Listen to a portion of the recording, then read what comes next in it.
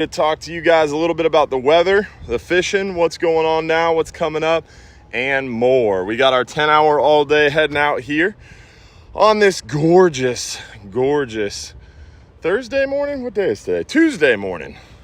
It is Tuesday morning, and we are excited. At the end of July here, we've got triggerfish season opening up any minute. August 1st, triggerfish open up. Also, we're pumped up because we've got gag grouper season around the corner. We've got killer red snapper fishing going on now. We are doing really well out there. We had our 39-hour private fishing charter come in this morning. That's why we didn't have the pile of fish shown, because that private charter got offloaded a little differently than a normal public trip would. So don't have the big pile of fish to show y'all, but they crushed it out there with a limit of red snapper, plenty of mangroves, vermilions, porgies, almacos, some nice pelagic action. They were able to focus on those pelagics a little bit more. Ended up seeing a nice sailfish come up to the side of the boat, hooked up with a big, beautiful wahoo. Add a nice blackfin tuna push as well. So lots of pelagic action offshore right now.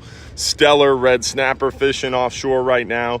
We've got red snapper season open until end of day, August 27th. And during the month of August, we have a ton of red snapper fishing trips with big triggerfish, big mangroves, yellowtails, vermilions, and more that are open and super light. A lot of light loads coming up here in August. A lot of people confused by the red snapper season, which again for us goes until end of day, August 27th. So we've got plenty of red snapper season left. We've got triggerfish opening back up. We're crushing the big yellowtails, mangroves, and so much more. So don't miss out on light load opportunities to join us for the 12-hour extreme. The 39-hour, we are doing exceptionally well. Our bridge is about to open up over here. The Johns Pass Bridge is about to open up to allow this 10-hour all-day trip to head offshore. And we're waiting for that. Also, weather update. It is beautiful weather. Gorgeous weather right now. We're expecting gorgeous weather all the way through the weekend, really. But as we move into later weekend, into the start of the work week coming up, we have the potential for some weather to get a little bit more nautical. We see the chance for a tropical system. We're keeping an eye on a tropical wave that has the potential to develop on us. And if that's the case, we're going to be watching that really closely as things kind of come together and develop. But right now, the GFS model, which is the American model, shows not too much development for us to worry about in central West Florida, but it has it going into the Gulf, which is never good for our other friends across the Gulf of Mexico. So we're keeping an eye on that, but right now the American model, the GFS model, shows it kind of coming into the Gulf super unorganized, kind of stalling out in the north, and then getting a little bit more organized and heading over towards Texas.